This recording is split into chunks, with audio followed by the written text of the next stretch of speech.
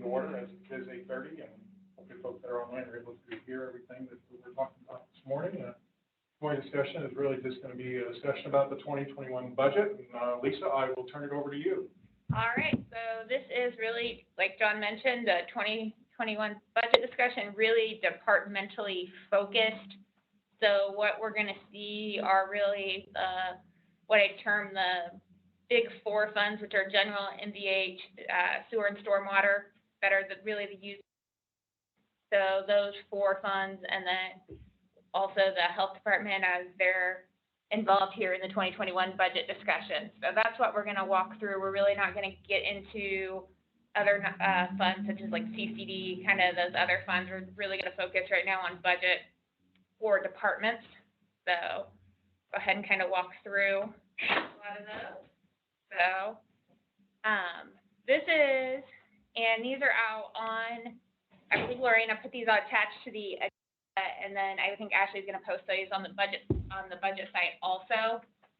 So to walk you through kind of what you're looking at are what I term the four, now five when you include the health department fund, what was adopted versus in 2020 versus what is proposed for 2021.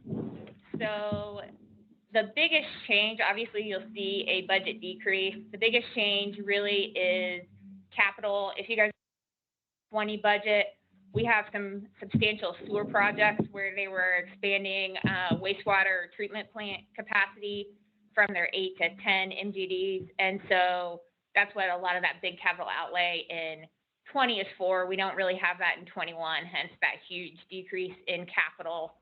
So what we kind of wanted to show is if you exclude capital, you have a budget increase overall of about $500,000. However, of that increase, we are bringing on the health department. That's included in these numbers. So that health department budget's not about $900,000. So kind of doing some rough math, if you exclude the health department, we're actually, and exclude capital, we're kind of down. We're down almost $400,000 from the 2020 budget that we adopted. So just kind of tried to show some highlights on that as to kind of what big picture changes in those. And we really talk about those four funds a lot because those are the funds that general fund is the most used fund. It's the one that pays for public safety, does a lot of public works, all that good stuff. So that's kind of one of the major funds. Anybody have any questions on this one, or do you just stop me if you do? No. Where the health department is, correct? The health department is actually kind of a little bit of all of them. The bulk of them, they have some in personnel, services, and supplies and charges. So they're in all of them, and we have a slide that talks about the health department in detail to show you guys. And Beth also worked very, very closely with Monica to work on her budget. So she can, when we get to that slide, she can give you guys a lot of insight on that. So I'll kind of try to go really, really top level, then fun, and then we'll department.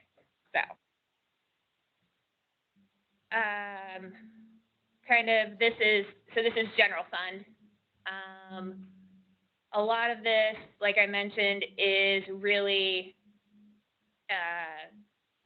even though we're not doing PTO cash out this year or giving raises, there are still steps in longevity and all that good stuff in the general fund that account for some personnel changes, updating people's benefit elections, that kind of stuff.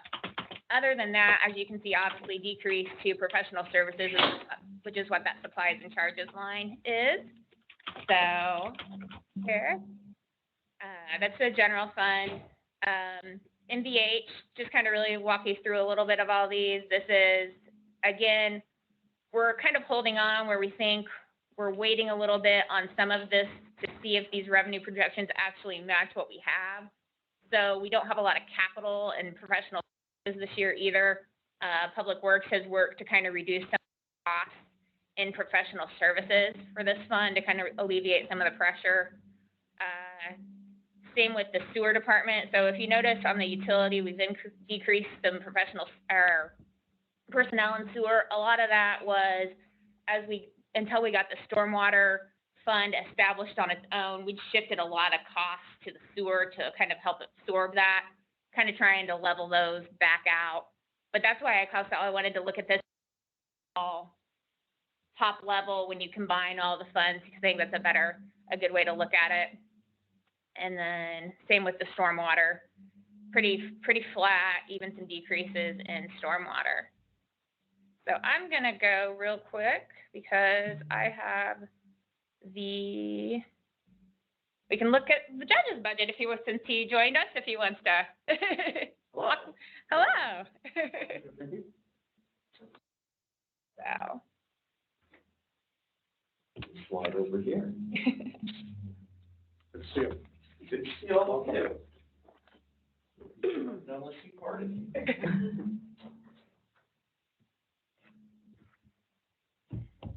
Thank you.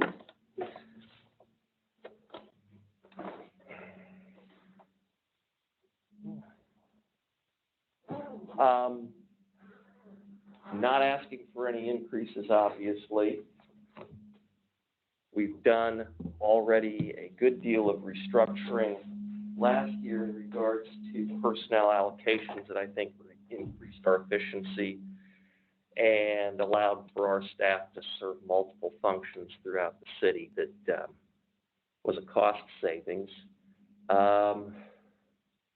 In regards to the items that you have there, again, I don't foresee the requiring or necessity of any changes. If there's one item of our budget that I think may have some stress, it is under services and charges.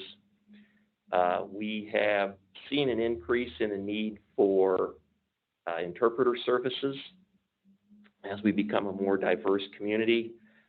Just within the last year, I've had to provide translation services for Mandarin, Russian, Punjabi, Burmese. Believe it or not, Burmese is the second most spoken language in Indiana. Spanish, of course. Probably a couple of others that I have forgotten. And in years past, we had utilized a telephonic conference system known as Language Line. But unfortunately, the quality of their service has deteriorated considerably over the last year. The last Mandarin translator we used from Language Line, I think, standing in front of me who required translation spoke better English than the person on the phone did. So we've had a requirement, I think, to go more towards in-person translators, and there is a cost to that. Other than that, I don't see anything that require changing. Knowing the position that you are all in, having been in that position myself in 2005 and 2008, the suggestion I would make is probably see a cut in supplies. We never use the entirety of the supplies budget. We have funds in the clerk's perpetuation fee fund, which can be used for some supplies, not all, but most supplies. Beth, I think we indicated there's like maybe $17,000 sitting in that right now. It can be used for anything that's in regards to facilitating the records of the court. And I would imagine that at this particular time, the rules involving what you can do with that are going to be considered somewhat more lenient, in as much as there is a good pot of money there in most municipalities and counties that have courts for that funds, and those funds probably need to be utilized. So other than that, I'm open for questions. Do you have any idea what you might anticipate for interpreter services if you go to an in-person, like average, maybe? Average cost is, and they all have minimums because there's a minimum time for them to show up. Average cost is $200 per interpreter service. So if we have 2 per month, you're looking at, good, about 4,800, which is most of what we already have in services and charges. I don't know if we would require more than that or not. We've had a couple of situations where, on one case, we had an interpreter show up twice, and the defendant failed to appear. Him. Now, when that defendant shows up again, their fine will probably go up, because I don't fine based upon an interpreter. If you have an interpreter, that's a service we have to provide. But if you're going to make us spend the money and not show up, then I think we're going to ask you to pay for that. Something similar on interpreters. Is there a way maybe you do a hybrid where you have the language line for languages that works well for you? They're good for Spanish. Yes. You have a unique situation that maybe that's an in-person. Right. Yeah, the language line's deficiency is mostly in the non-Spanish languages. And those are the ones where we're having to find the actual in-person translator. The language line actually, for Spanish, will actually have interpreters that specialize in court proceedings. They don't for any of the other languages. So not only do you have sometimes an English proficiency issue, you also have a technical issue that they don't know the legal terms as well. So for that, we have to rely upon in-person translators. And as you can imagine, the other half of that coin is it's easy to find an in-person Spanish translator, but it's not as easy for some of the other languages. We've never had a problem with that. And particularly, it's good that we can schedule them 2 or 3 weeks in advance. But that's somewhat more problematic. Other questions for the judge? Probably all wanting to know where the revenues are. They have taken a hit this year. At this time last year, we had collected revenue that came to the city of about $198,000. This year it's down to $53,000. Police essentially wrote no traffic tickets between March 15 and May 15. I think in April, they wrote a total of 4 tickets. And since then, traffic behavior amongst the Fishers public has changed accordingly. And yes, they're writing tickets now, but the speeds are up considerably from what they had been. Every session I see someone who's 75 or faster on Allisonville, 116th Street, something like that. So, but they are starting to resume their normal levels.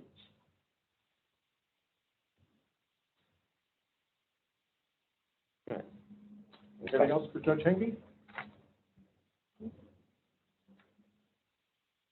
Sorry, Dan, I appreciate you run a very ship in your court, and I appreciate that very much. I try to keep it lean.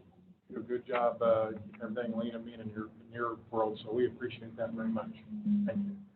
That's like I said, I've been on your side of the table before, so I know how it works. And we'll just keep trying to do what we can. And thank you for seeing me this morning. But now I'm going to go on vacation.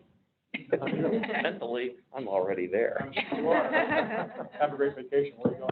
Pensacola. Wonderful. Wonderful. Have a good trip. Yeah, thank you. All right. Thanks for coming, so. Right. With that? Better than the Wednesday option for you. Yeah, well, yes. Definitely more convenient. So, thank you.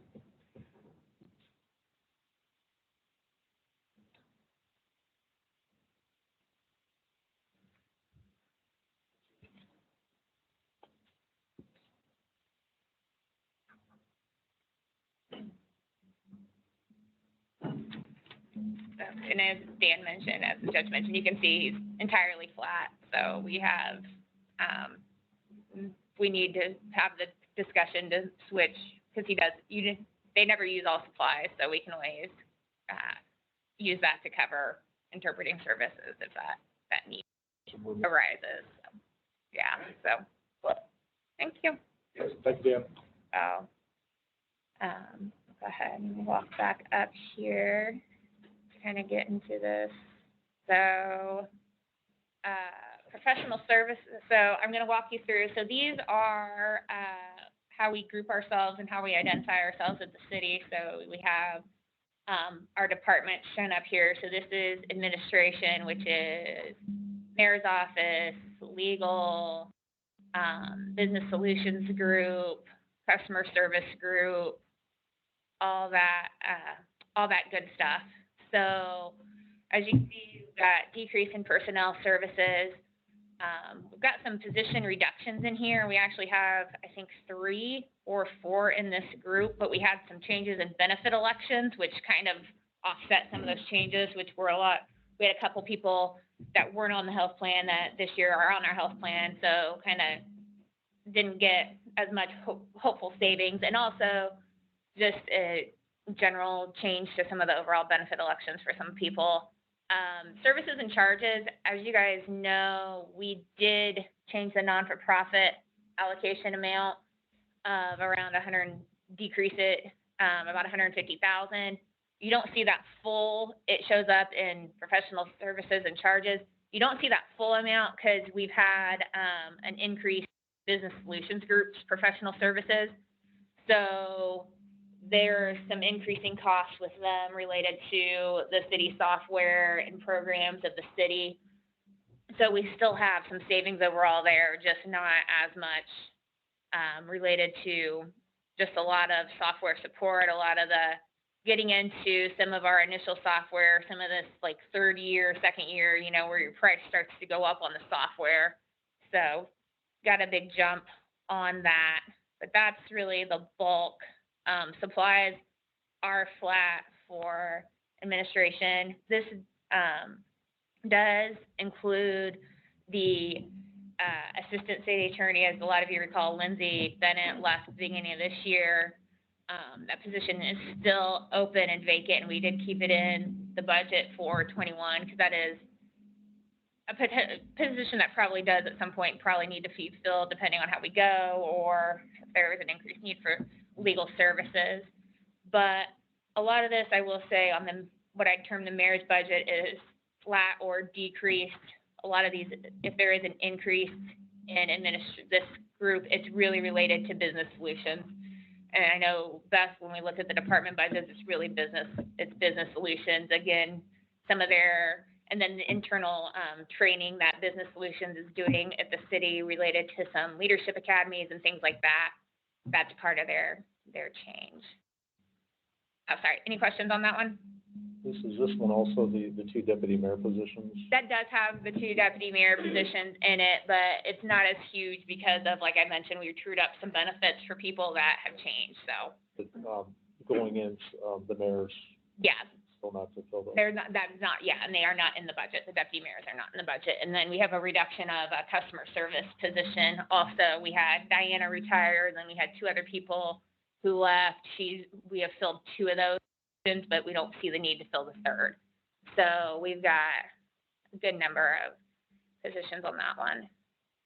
And there could be some potential, like I said, more decreases, but our big thing was really, really kind of scouring and scrubbing everyone's elections and benefits this year too, to make sure. The customer service, is that somewhat technology related, or is that when you moved everybody? It's kind of when we moved everybody, so it's the group that sits at front at city services, and now the group that sits in the front at city hall, and kind of, For everything now? yeah, to kind of just oversee kind of those open, like reception area positions and kind of facilitate visitors that come in. Yeah. Yeah, so we kind of call them the customer service group. So, controller, this is us, it's flat. We're decreased with removal of PTO cash out. The only thing is we have a little bit of an increase in the utility funds, sewer and stormwater. We switched to Munis this year for utility. It's been a lot. Probably, switching in the middle of a pandemic. Switching software is hard anyway. Switching in the middle of a pandemic is even harder.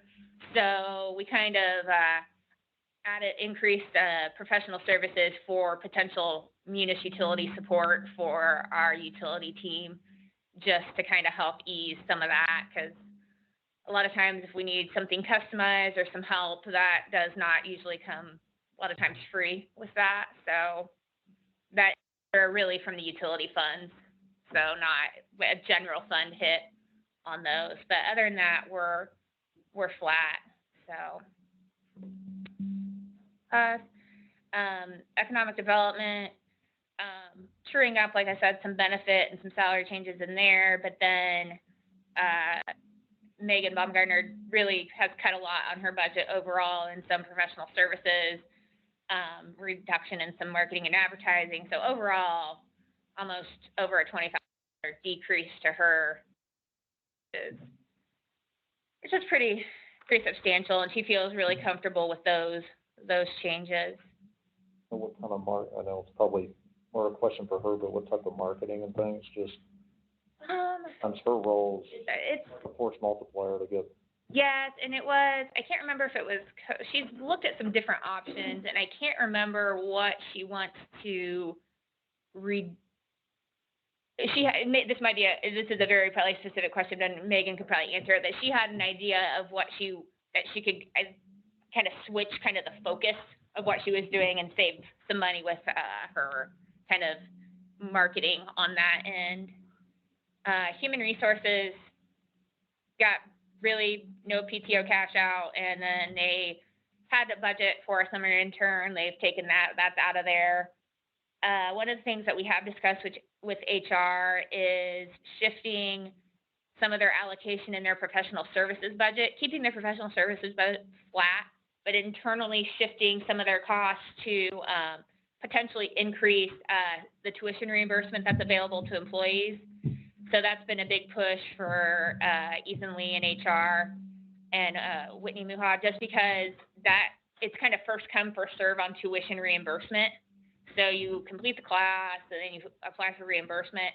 So it can get burned through pretty fast depending on who's taking advantage of it. So they wanted to potentially shift some of those funds and hopefully increase that. And I think they had some savings that they thought they could shift around, and keeping their budget flat, but increasing that amount that's available to employees to help with.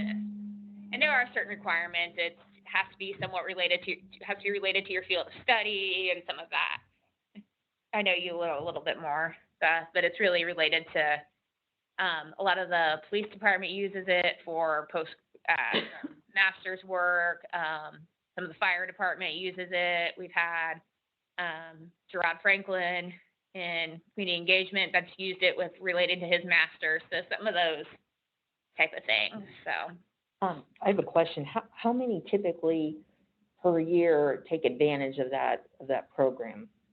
Employees, do you know? Like, do we have quite a bit that? So based on what we have, which is normally between the $10,000 generally budget, and we get an allocation from about somewhere around $5,000. Normally spend all of that each year. I would say 10 people generally take advantage of that. You have to, if I recall, and I think you have to go through and you have to pay for the class yourself first and do it. So it's not like we pay in advance for you to take the class. So it is getting the funding to take your class, do everything, and then when you're done and you have your grade, then you can submit for reimbursement. So that is part of that. Up to $1,000 Yeah. per class reimbursed. So it can go pretty quickly. So you say that gets used fairly quickly. Do we have any idea of the number of people that's applying but don't get reimbursed? HR Yeah. definitely does. I know I have information on what we've actually provided, but above and beyond that, we have to get that from HR. And I will say, I think their concern was that there are some years when you get it and it can run out. I think the other thing is they wanted some additional funding because potentially if you have somebody that does a couple classes early, then there are sometimes when it runs out in June. And then if somebody takes a class in July, August, they don't have that potential for reimbursement because the funds are gone. But, we can circle back with Ethan on the numbers of people, but I think it was enough that I think it's kind of been a concern of theirs in HR to kind of help, facilitate maybe increasing that. I think I was gonna ask kind of the same thing that Selena did, but just what does that number need to be? Just because it's obviously cheaper to keep an employee than to Bill, fill yeah. that position, plus, it makes them better in Yeah. their day job, so. Yeah, we can reach out. Ethan will have the numbers on the people that, have reached out to HR after the tuition has been fully used, so. But that's kind of an interesting, one, and I don't think we really have talked about the tuition reimbursement program much in context, so, wanted to bring that up. PR, so PR looks like a huge change. Really, what happened is you've got 3 positions that have switched. So you had the community engagement team, where those were 3 people in 3 distinct, or in 2 different, in parks, and then in Gerard's case, in BSG. And so now that they report to Ashley and PR, we've moved their reporting umbrella under Ashley and the PR group. So that's really what that increases, is essentially moving those 3, and benefits, because I think that's the thing too. Benefits are always other than that, Ashley is flat, so. We talked about the judge, the city clerk, and Jennifer, feel free to chime in, but we kept you're exactly flat. Your funding, you usually don't go through everything on supplies and services and charges. The only thing was a budget of, we had split the kind of clerk position between admin, and so we kind of trued that up a little bit this year. But that's kind of a 1.5 positions essentially in the clerk's office, like we have discussed. So, true up of that one. The planning department. So this is Tony Bagatos. Right now, he has an open position of a planner, and he is not going to fill that. He lost a planner this year, and just has decided he doesn't have a need to fill that position, at least right now, and so we're not going to budget for that for 21. Right now, Tony's been operating with really no assistant director, so just kind of some elevated levels of people in his department, so that's the huge change for his personnel services. In his professional services, he does still have amounts budgeted that relate to the neighborhood matching and kind of the arts and culture stuff. So just to kind of point that out to everybody, that is still right now in Tony's, in the planning budget, the neighborhood matching grant. And I have not talked to Tony. I don't know how much he's given so far for neighborhood matching this year. We did for 19 in those 2 areas, just to compare those. Yeah, I can put the matching. Yeah, I can ask him, because I think we moved the neighborhood matching in 19. So I'll see what he did in 19 and then What we're doing here with that. Yeah. And when I put that up there, I just was thinking, I'm like, I don't think I've talked to him about what utilization he's had on matching, but we can talk to him about that. Yeah, But finding that out. I have a question here. So we have these positions, these open positions, a lot of them not being backfilled and things like this. We're looking into 21. So my question is how do we handle it if we really need a position in some department backfilled because of the workload in that department, because we don't want to overload the people there and cause them to leave?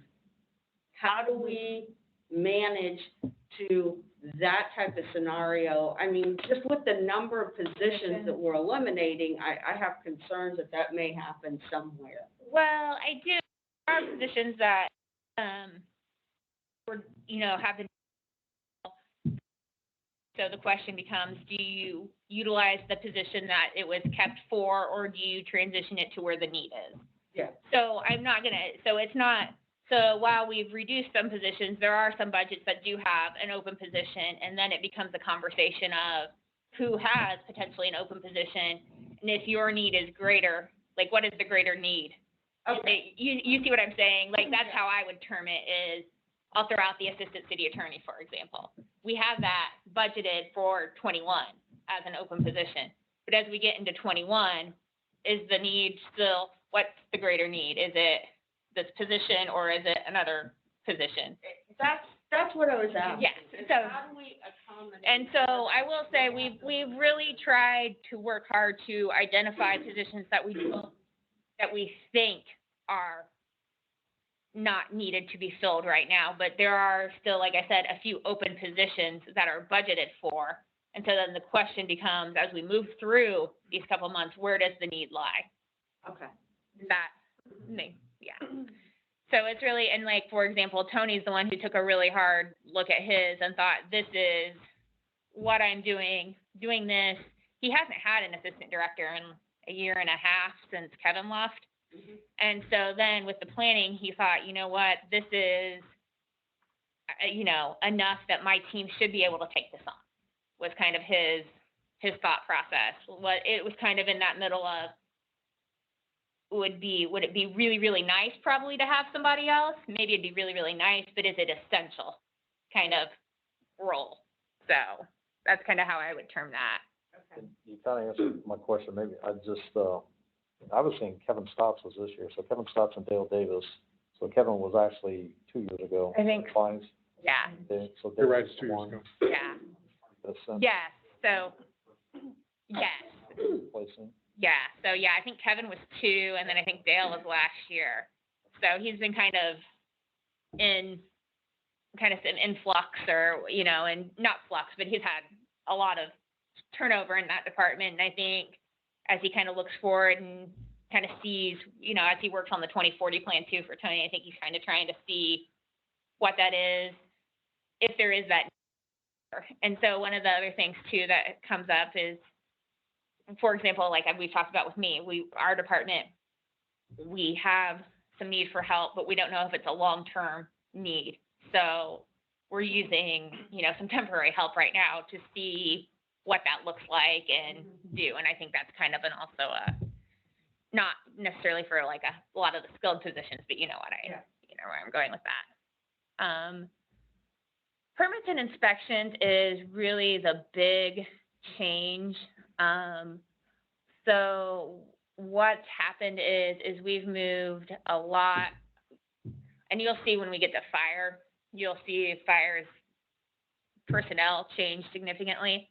They're decreased a lot, whereas P&I is up, and we moved what used to be the fire inspectors from being under the fire umbrella to under permits and inspections, because now they're going to do not just fire inspections, but do different types of inspections. So for reporting purposes, they've moved under the P&I umbrella, and the same with kind of these increases there. Those are really bringing on the fire inspectors, and so a lot of this is offset when we get to fire. Let me see if I can find fire. So as you can see, I'll go up to fire. Fire's got a really significant decrease for a couple reasons. So this net change, everybody's getting their steps in longevity in fire, but then they still overall have a really net decrease because of moving personnel from the fire department into P&I. So kind of wanted to show that. This is engineering change, everybody's flat, PTO cash out. Supplies, there was just kind of a shift internally between engineering and public works about who's going to pay for some things.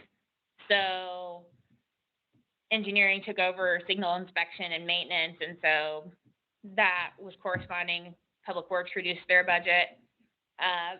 Looks like their capital's increased significantly. What's happened is usually the capital for stormwater was budgeted to Rick Farnham and Public Works, and then we transferred it mid-year to engineering. So this year, we actually, for 21, are just planning on putting it under engineering to begin with. So that's predominantly their capital out of stormwater. The police department is really where we're seeing the big change. So they've gotten steps in longevity. They've removed PTO cash out. So one of the things that we have been working really hard with police is figuring out some budgetary personnel issues. And so what is happening is we've got, they're budgeted, and I don't want to say budgeted, but we've always been budgeting shift patrol. You can correct me on the shift part of this, as 80 hours and calculating a rate for them at 80. However, they work 86, and no one ever told us they work 86. So we're missing, for a lot of those shift patrol officers, hour gap. So what we've tried to do is correct that. And so this has kind of been an ongoing conversation with Chief Gephardt too, as we've looked, because his overtime budget, like the chief has managed his overtime budget great, his overtime budget, and he's got like savings in there, but those savings are kind of getting eaten away by this 80 to 86 issue. That's what we're trying to reflect here, is to what I term really true people up and correctly budget for them. And so in the past 2 years, we have had police where we've had to shift funds to budget them. So that's really what this is, and it's not every single shift patrol officer works 86, but most of them do. So that's really the bulk of this. And it's taken a long time to figure kind of the root cause of this issue, but we've got that figured out. And obviously you have to pay people for the hours they work. That's kind of a key component of things. So that's really what this is. And, you know, as we talked to the chief, that's, you know, he's extremely flat, decreased in everything else, but the one area he can't really control on that end. Real quick on OT, is that, and it's sort of police, fire, probably public works too, because we haven't had festivals, we haven't had some other things where some of those departments probably we would have been utilizing those hours there. Is that correct, the way you think of it? Yeah, so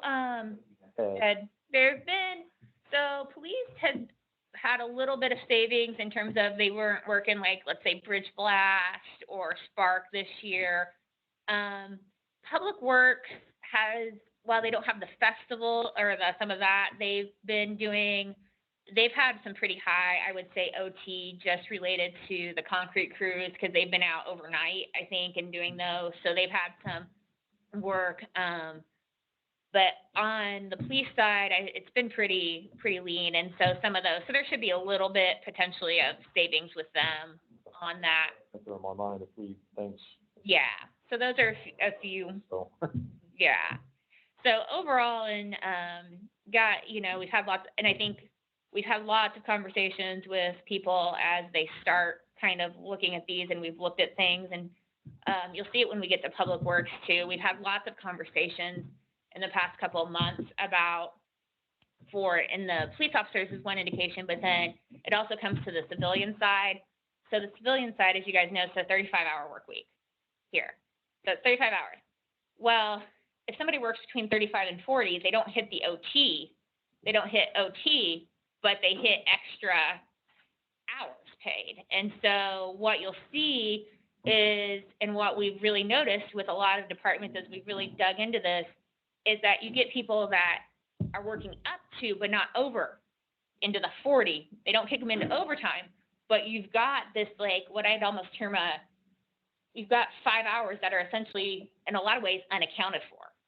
And so that's where we've really been kind of working really hard, and that Laura Groff in my department has worked really hard at trying to really run reports and kind of capture those and see what is the true cost of people's 35 to 40 if you're civilian, and what is it, you know, the 80 to 86. Fire does actually not have this issue because they're pretty they're night, you know, they're long shift, short shift. They don't have that variable. It's the day-to-day people. And so we've worked really kind of, and, you know, I think it was in terms of a conversation with supervisors and managers as explaining that, yes, you guys think they're not into overtime yet, so it's not really affecting me. But you're also, if I've only budgeted somebody for 35 hours a week, you're letting them work 39 for 52 weeks of the year. You've got a pretty big gap that you need to manage, and you need to understand that. So I think there's been a lot of awareness that we've had to bring to people to kind of keep a better eye on some of that. So I have applies for the police. It was a pretty significant decrease, the 30,000. I just want to make sure that they've really looked at that. I mean, all the other departments seem to have, like, either they were flat or increased. So I just didn't know if that's, I mean, again, given COVID and all these other things, I don't know what. I know you've talked to the chief recently, so I'll let you. Yeah, so I will just say the chief over the last year and a half or so has really taken a lot of time to look into his budget and to the efficiencies within his department. So we have reduced the number of credit cards within the department to make sure that people are paying attention to what they're buying. With most of the body-worn camera program now coming online, and we've purchased a lot of that, some of the extras for supplies that we've needed for that program aren't needed anymore because we've purchased those out. So he's done a lot of work to kind of cut out the unnecessary items within his budget. So that 30,000 for him is very comfortable because he's well aware of what the needs are in within his department. So thanks. So we talked about fire for a minute. Like I said, slight increase again to their supplies, but overall decrease, and really that equates to what they used to have in what they termed their fire inspection unit, which is over in P&I. So their budget doesn't reflect, like I mentioned, there's steps in longevity, but the removal of PTO cash out is pretty substantial because it really hits police and fire the most that cash out on PTO. Fleet, again, supplies are pretty decreased, and that's Tabitha runs a pretty tight ship. If you know Tabitha, she's really comfortable with that number herself. The big thing is that she has now in her operating budget the payment for the Axon body-worn cameras. Before, there was a piece of it that was coming out of the fleet lease, and so we made the decision that it probably should come out of the operating budget now, and so that's what her budget reflects. And then really just Tabitha does run a really, really tight ship, but she's got a lot of vehicles to maintain and a lot of people. So she has obviously some unexpected things that come up. So she's one of those that really, and she already is aware of the 35 to 40 hours, but she's like, if it's got to get fixed, it's got to get fixed. So we're just kind of trying to true her up a little bit on that and get her kind of back to kind of a good neutral position. But again, none of this is fluffy or unnecessary. I mean, Tabitha has run a really tight ship and worked really hard to cut out anything. And there's, like I said, her increases are pretty needed in there. But Tracy, you can talk to your budget if you again, personnel, again, there's a little bit of with the IT, again, you come into that 35 to 40 hours with people that are either coming in to help with some outings or coming in early to do some things. So that's really just kind of truing that up. I mean, we got more people, you got more supplies, which is kind of a key piece of that. Overall, just a little bit of an increase, but we do have some capital projects that are in CCI and 21 for Tracy, which is the continuation of some of the cloud movement and things like that. But that's about it on his end. And as we get more we continue to kind of expand and have some ever-changing needs, or just get a little more expensive. Parks, big one, big decrease now, which moving to PR, is that really supplies, the agri park coming online, just trying to get supplies budgeted and get a need for that. Same with their professional services and charges. They have a little bit of a rent increase for some office space, and then a little bit of increase for some events they really kind of want to do. But overall, Sarah and Parks will spend everything they have, but Sarah's done a really good job of running a pretty tight ship on her end in Parks, and even this year trying to kind of reimagine some Parks events per se. But really, most of hers is related to opening of the agri park and just feed, and I guess feeding the sheep and what else, or I forget what else is out there. But Does this include, I mean, this year, a lot of our events got canceled.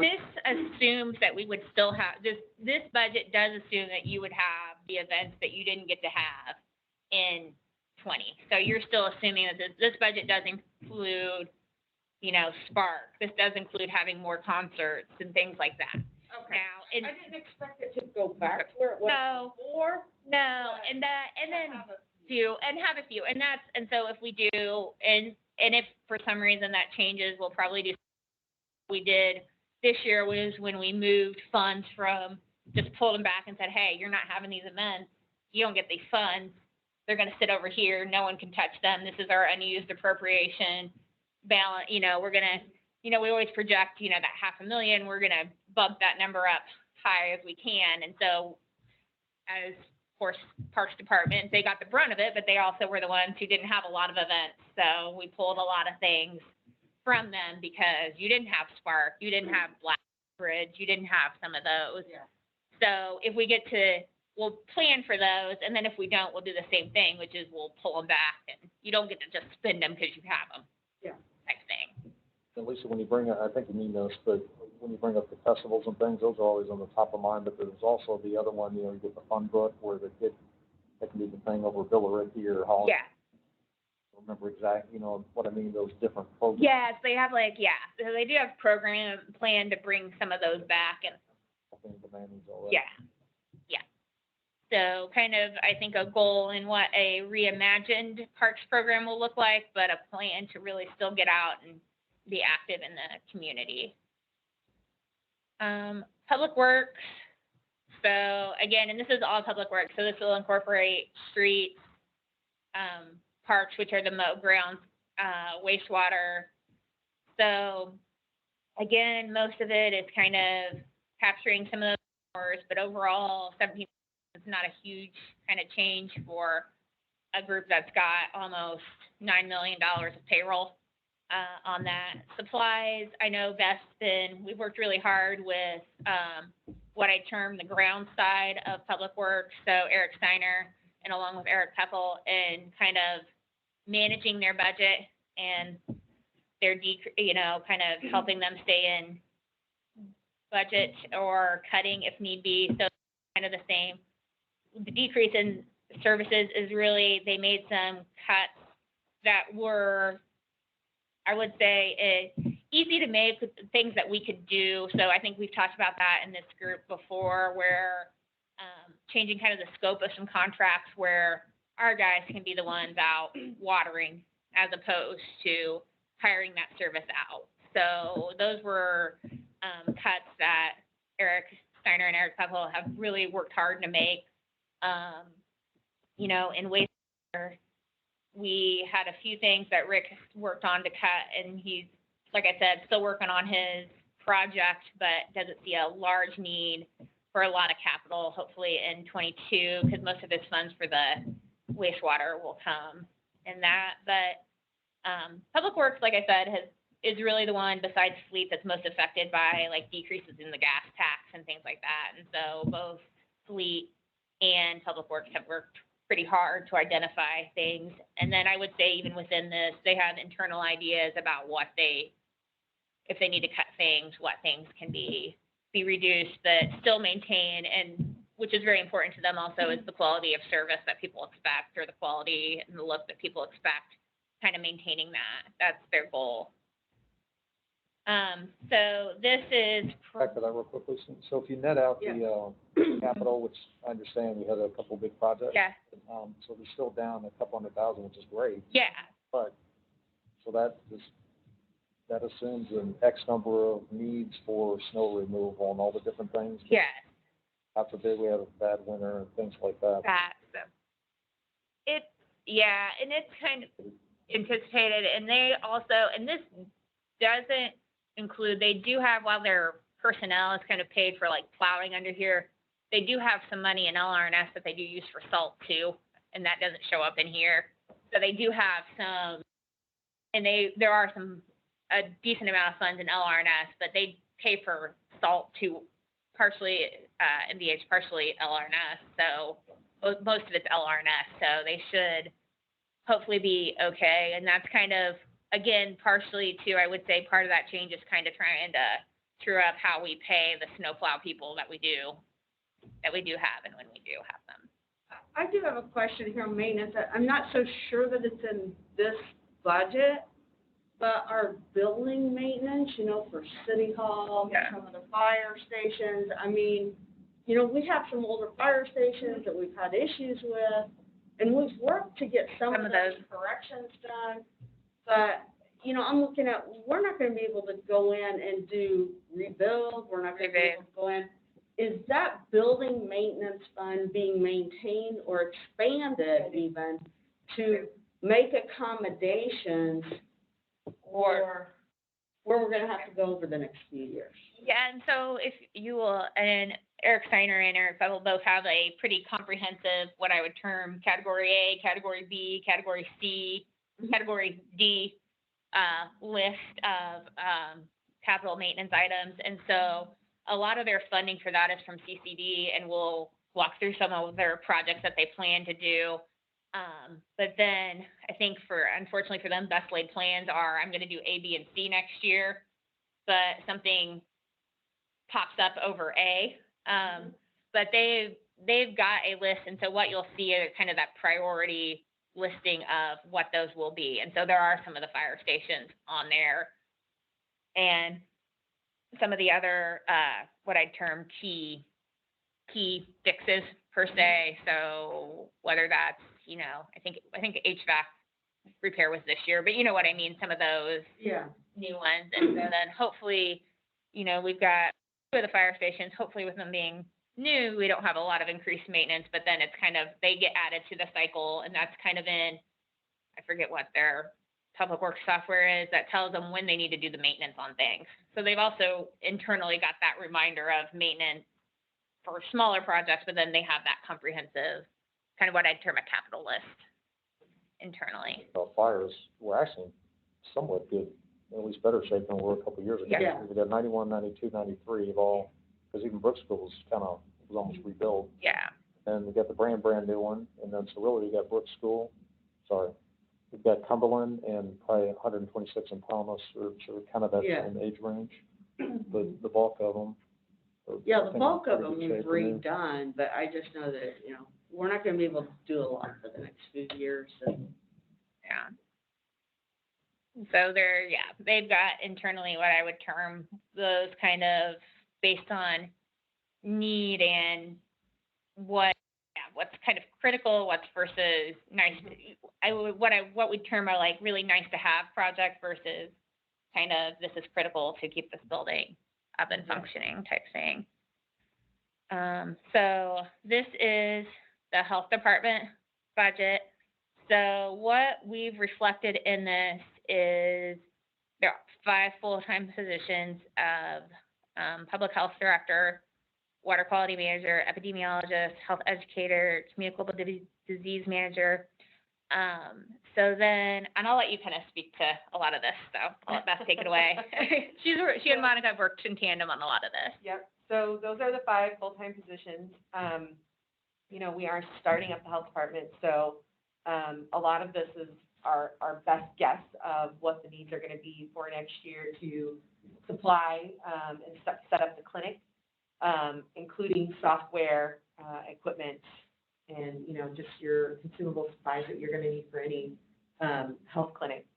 The interesting thing about this budget is that it is, while we know, and Monica has a very good list of things that she needs, to get going, there are opportunities from the state for grant funding. And so, some of that funding may be able to cover the, salary portion of a health educator. We'll be able to provide supplies for the clinics, and other emergency public health type activities. So the bulk, you know, we're gonna look at the maintenance contracts and IT services for, programs that she's gonna need to run the clinic, but she, it's a pretty lean budget for health department, especially at the setup, but, we think we have some opportunities to find some funds through grants that will help us, supplement this budget, and those may not be, some of them will be funds that will continue and they will be ongoing. There are 2 funds that come from the cigarette tax from the state, but those are, that's Indiana code, so those come every year. So we can count on those funds, but there will be other funds that we can't always count on, but right now they'll be good for us in terms of those one-time purchases, the things that we need right now. So we'll to supplement this budget a little bit, with those funds this coming year. Specifically, the water quality manager, is that drinking water quality? So that's like well and septic inspections, maintenance and permitting. And I think that encompasses the pool, I think it does fall into public and semi-private, swimming pools. We get those get inspected. But it's not other types of potable water like citizens would handle, or anything that Rick Farnham's group would handle on the Correct. other side, obviously. Yes, correct. Those 2 positions won't, they don't overlap.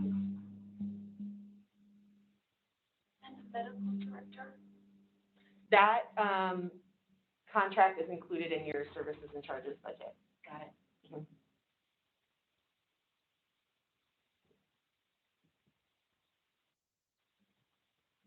I'm trying to think if we ever software, for medical records software, or is that? Yes, the This is software is included in the budget now. Okay. However, that may change because there are some grant. grants that are coming up right now that may help us this year, and that will change the budget for next year, or at least provide opportunity for other things that we didn't think we could do next year.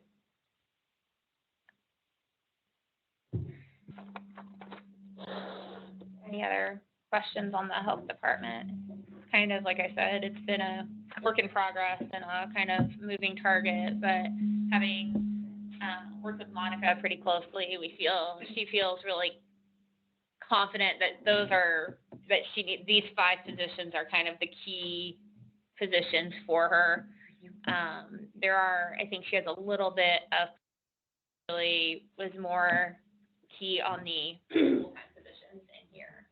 And then, as mentioned, we do have the public health director contract in services, professional services.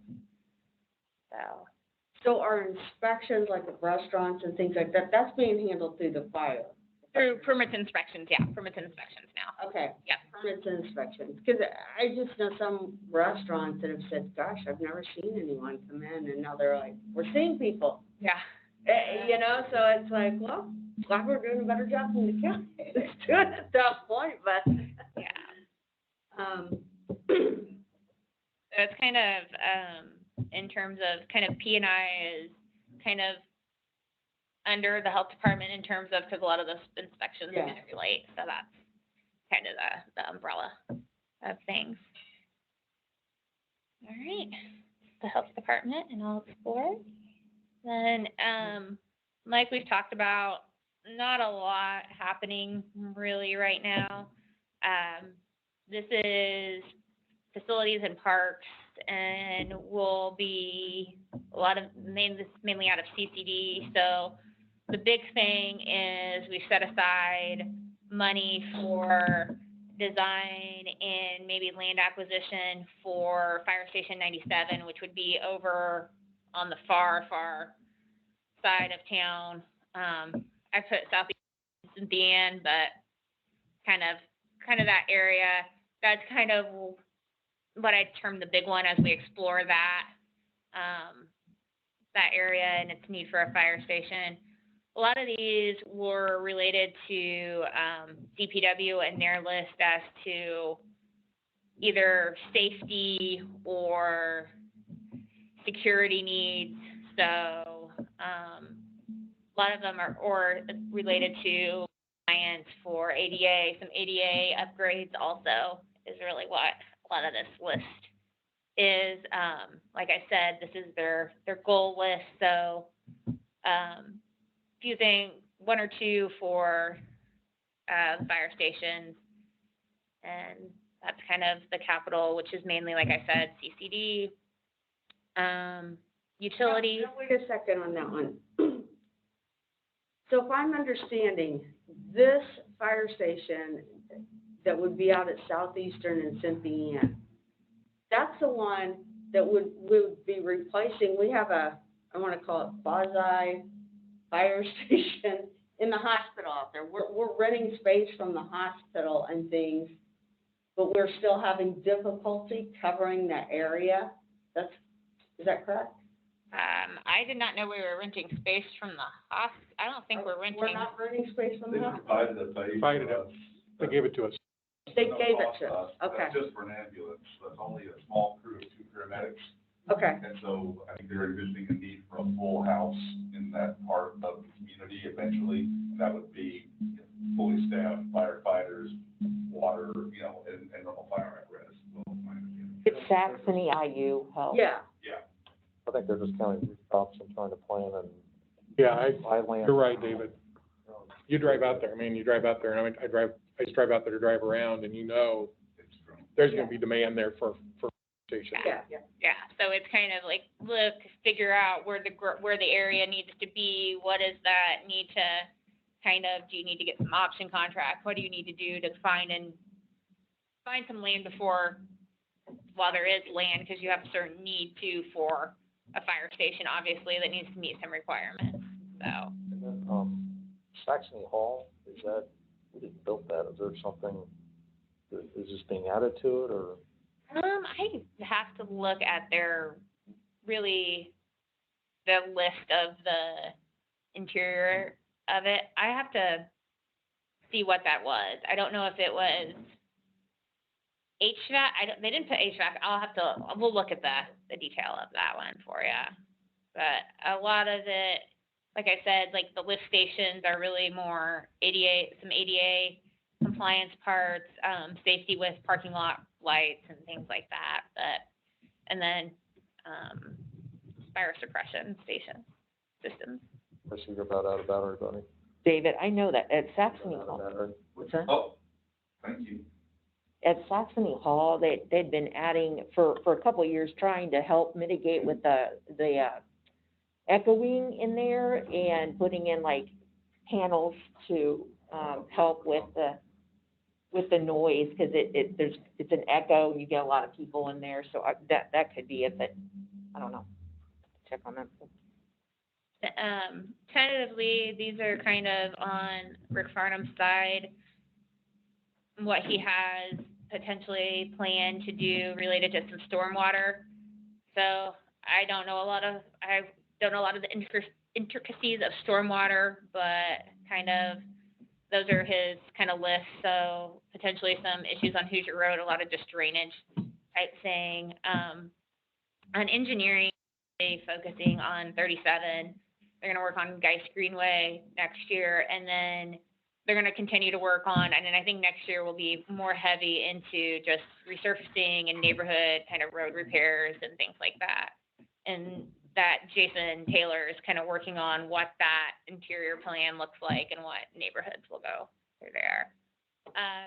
You guys know the fleet loan, this all replaces current equipment that we have. So again, continuing to cycle through the police cars, A lot of just for streets and replacement parts for salt spreaders, mowers, just kind of replacing some pretty old equipment that they have. You know, I think one of the things Tabitha had to replace the transit van, the old one is from 97, I think. There's some really pretty old equipment that they're still kind of using. Same with like, if you look at some of the permits and inspection guys that are out, or engineering, there are some pretty old cars on the road. So just kind of trying to get a cycle of replacements for safety purposes. So there is nothing, I don't say bright and shiny, but there is nothing that is like a new ad that is adding to the current fleet that we have. This is all replacement in some way, shape, or form of the current fleet we have and maintain. So kind of in line with what we traditionally have, and a lot of that's related to cycling through and just repairing the patrol cars. So other than that, that is everything in a nutshell on departments. A lot of information in that. So, is there any questions that?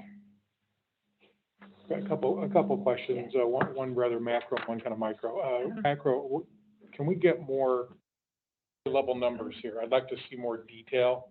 Possible, can we get a little more detail on this if possible? Yes, I have a pretty detailed packet. I would say, like, so it's got the fiscal plan in it, it's got the budget forms in it, and then it has some Excel sheets that compare all the departments, like fund by fund, that Carrie is preparing to send out today. Okay, good. Today to everybody. So it's about 160 pages, but I was gonna send it out after we did this, and so. Thank you. Yeah, so that'll be the big picture. So it'll be, like I said, it's got the fiscal plan, it's got all the budget forms, and then the last piece is departmental, a little bit more comparisons and things like that. So. Great. And also, so we'll get that, just everybody that's aware, we have another Budget and Finance Committee meeting next Wednesday, which will be talking about the budget again. Yes, Mike Reuter will be coming in Wednesday also. One thing I think is gonna be really key is knowing what our top line numbers are. These numbers here, if we don't have the top line, we can't do that. Yes, yes. I'm really interested in really us being able to get those numbers down for us. Yes, and so the documents that should get today will have revenue, expense, have that all in there. This will be going out all the council members. Yes. Good. Yes. And I want to make sure it gets out there. Yeah. One micro question, Tracy, just, I get a little, we've had some issues over at City Hall with getting everything online, everything good there. You've done a fabulous job. You've been with us since, 2012, 2013? 2011. It's been phenomenal technology, what you've done from where we were to where we are now. And I always just, we've had a couple burps over at City Hall during council. I just want to make sure everything's good. Yeah, I would say the equipment is operating as it was designed to. We do actually have a proposal, obviously with the pandemic and the change from the governor's rules to allow remote meetings and to do more teleconferencing and things. There has been sort of a change in demand, I would say. And obviously that room is a good example of that. So it's functional, but it certainly could be improved to be a little easier for, the flexibility that would be better. So to me, an ideal scenario would be a situation where 80% of the time you wouldn't have to have me or someone from my staff there to help conduct a meeting.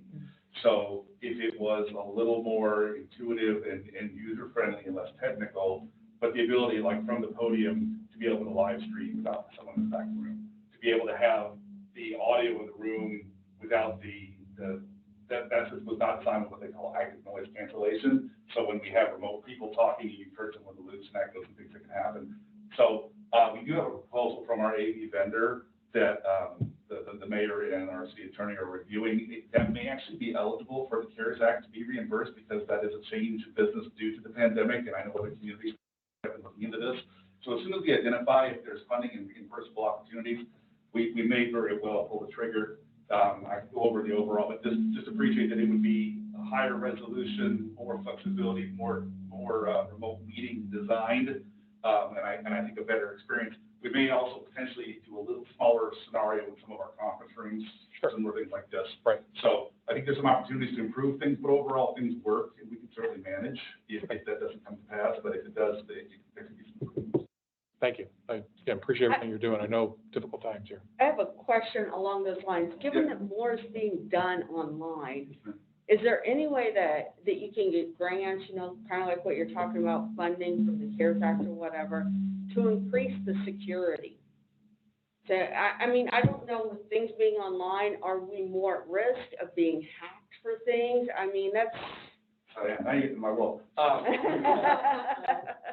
Never talk tech with a captain audience.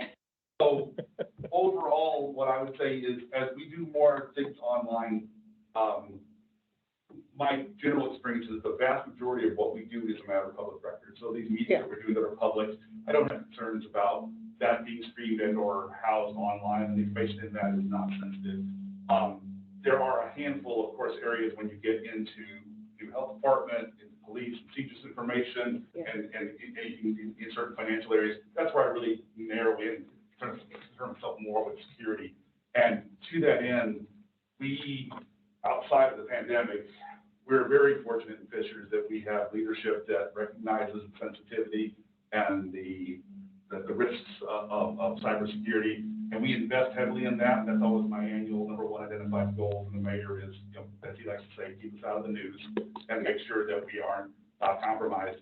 So we routinely are audited by third-party groups, and I'm routinely told that we're 1% of any public sector seen. Not to say that we're completely perfect and invulnerable, but we do invest so heavily, and I could get into the myriad of it's multiple solutions, multiple technologies, but it is not bleeding edge, but it is very current technology. It is not the normal stereotype in government where it's underfunded and understaffed and underconsidered. So we have a chief security officer. We have a very wide range of products and services and partners with third parties that are experts in that area.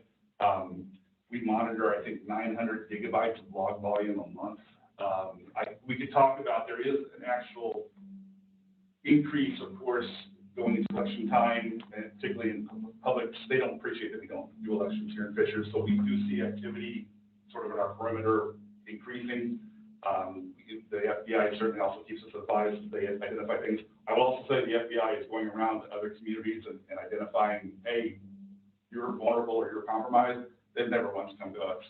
So I think we're in a very strong position, and I'm not worried about it. But that being said, I think as long as we keep to maintain that level of funding investment that we've had, I don't have concerns. And thankfully, in this budget, we didn't have to do anything that gave me pause or things that we were creating risk of compromising anything. So I think we're in good shape. It's just, you know, with people working from home, like Lisa working from home. Oh, yeah. That's my concern. It's not me, Sure. like. Oh, I see. Yeah, so on that front, Yeah. real quickly, so we have two main technologies that are terrific. One, on all of the city issued laptops that we have, and this was really just fortuitous with the whole pandemic situation, we have used an application called NetMotion that is sort of the CJIS standard for law enforcement forever. So for our patrol cars out in the field, amongst other things, that is perpetual VPN, a virtual private network, and it redirects traffic back here. It encrypts everything, and it sort of checks all the boxes that law enforcement has. We just, on our site, we're going to put that on all cities, law enforcement. We're just going to have that so that people have access to all their map drives and all their network resources, regardless of where they are. So that is a real nice level of security. So when people are at home on, you know, or an unknown network, they're still being redirected back here to our security, to our policies, to our protocols. So that really does protect the endpoints very well. We also do have a significant number of virtual desktops. So that means if you're a remote worker, I can think like our city attorney, goes to a home computer, he's actually just remoting to a virtual machine at our data center. And he isn't doing anything locally on that machine. It's just keystroking video.